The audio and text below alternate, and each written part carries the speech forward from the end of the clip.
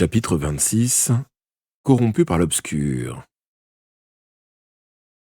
Je crus que Lizzie allait me trancher les pouces à l'instant même, et je me raidis, prêt à lui jeter à la tête un nuage de sel et de limaille de fer. Cependant, elle remit le poignard dans sa ceinture et se releva. Marchant vers le tunnel, elle déclara « Oh, je vais vous laisser, le Bugan. Prendre d'abord ce qu'il convoite. »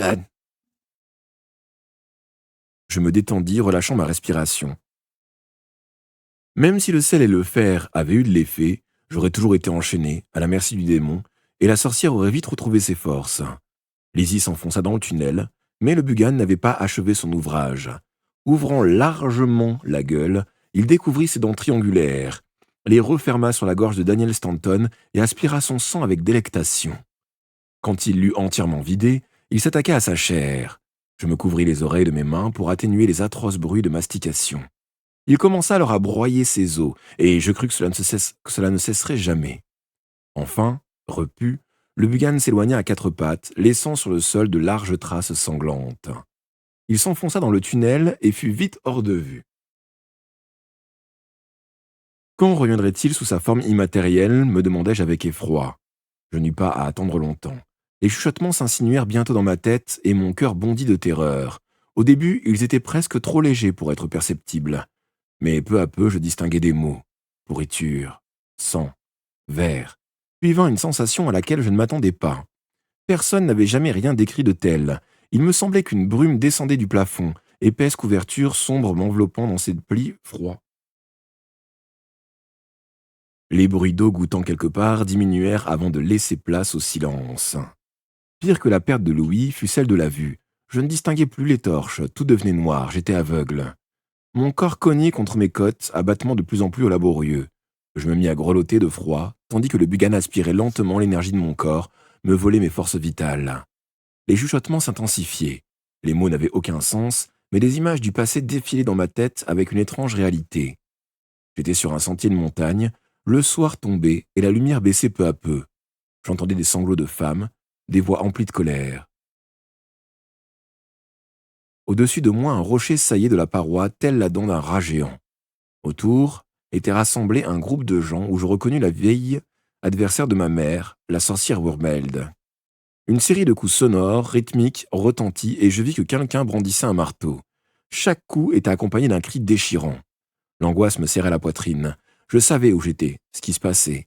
J'étais témoin de la scène où les ennemis de ma mère avaient cloué sa main gauche à un rocher. Le sang ruisselait le long de son bras et dégouttait dans l'herbe. Lorsque le clou fut bien enfoncé, ils lièrent son corps nu au rocher avec une chaîne d'argent. Je la vis tressaillir de douleur, je vis les larmes rouler sur ses joues. La voix haineuse et cruelle de Wurmeld s'éleva. « Nous reviendrons dans 3 jours, alors nous t'arracherons le cœur. » Ils la laissèrent seule dans le noir, attendant que le soleil se lève sur la mer à l'est. Le soleil qui brûlerait son corps et le couvrirait de cloques. Je voulais rester auprès de maman. Je voulais la réconforter, lui dire que tout irait bien, que mon père la découvrirait au matin et qu'il la protégerait du soleil. Qu'il l'épouserait et qu'elle lui donnerait 7 filles, qu'elle serait heureuse. Mais je ne pouvais faire un geste. J'étais plongé de nouveau dans une totale obscurité. Heureuse, en ce monde aucun bonheur ne dure. Celui de maman n'avait pas duré. En un clin d'œil, sa vie s'était écoulée et j'assistais à présent à sa fin. J'étais de retour dans l'ordre, regardant ma mère combattre l'ordine.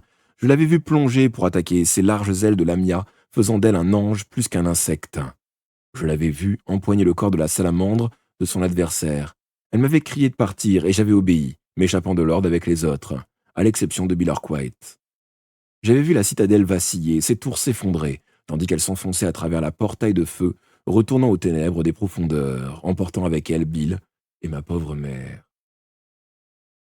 Et j'étais de nouveau là-bas. Je regardais brûler ses plumes blanches. Je l'entendis crier de souffrance pendant qu'elle maintenait l'ordine dans une étreinte mortelle. J'étais entouré de flammes et je ressentais leur brûlure. Mais le pire était de voir la peau de maman se boursoufler, carboniser, d'entendre ses longs hurlements d'agonie. Une fois de plus, je sombrais dans le noir. Soudain, la lumière revint. J'étais dans la cuisine, à la ferme. Une troupe de gens montait les escaliers. L'instant d'après, j'étais en haut. 3 hommes maintenaient mon frère Jack, l'un d'eux le battait, et le sang éclaboussait le mur et le plancher. J'assistais à présent à l'attaque de la ferme par les sorcières. Elle voulait s'emparer des malles de ma mère. Ma maman, avait protégé la pièce où elle les gardait contre l'obscur, et les sorcières ne pouvaient y entrer. Elles avaient contraint Jack à sortir les malles.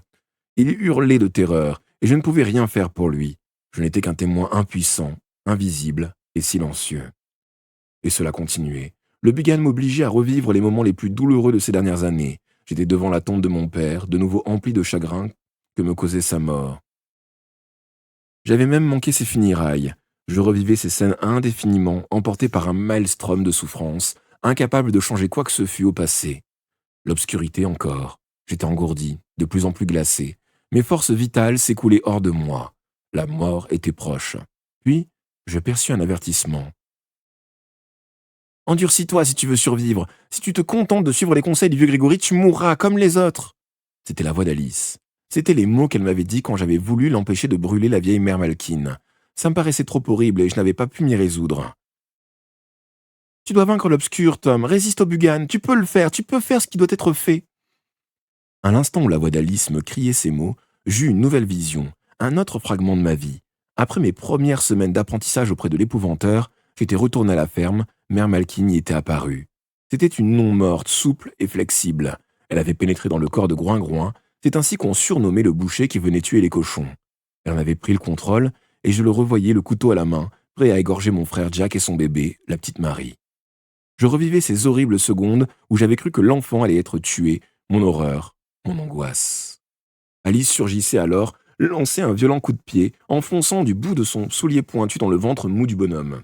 Il lâchait la prise, juste avant qu'elle touche le sol. Alice la rattrapait, l'emportait en lieu sûr. C'était à moi d'agir à présent. Je jetai au visage du boucher un nuage de sel et de limaille de fer. Il tombait à mes pieds, inconscient, encore enveloppé du tablier rougi par le sang des cochons fraîchement égorgés. Je voyais alors mère Malkin sortir de lui par une de ses oreilles, se matérialiser. Elle avait rétréci au tiers de sa taille d'avant et sa robe traînait sur le sol. Une rage terrible montait en moi face à tout ce que le Bugan m'avait obligé à revivre. Auparavant, je n'avais pas pu brûler mère Malkin. Maintenant, transformé par la colère, j'arrachai le brandon des mains d'Alice et poursuivais la sorcière dans le cours de la ferme. Sans l'ombre d'une hésitation, je mettais le feu à sa robe. Elle se consumait avec des cris perçants, mais cela m'était égal. Je devais m'endurcir pour survivre, pour devenir l'épouvanteur que j'étais destiné à être. Puis, une voix résonna dans ma tête. Pas un chuchotement, une voix forte, pressante. « En moi aussi, il y a de l'obscur. Ce que tu fais, je peux le faire.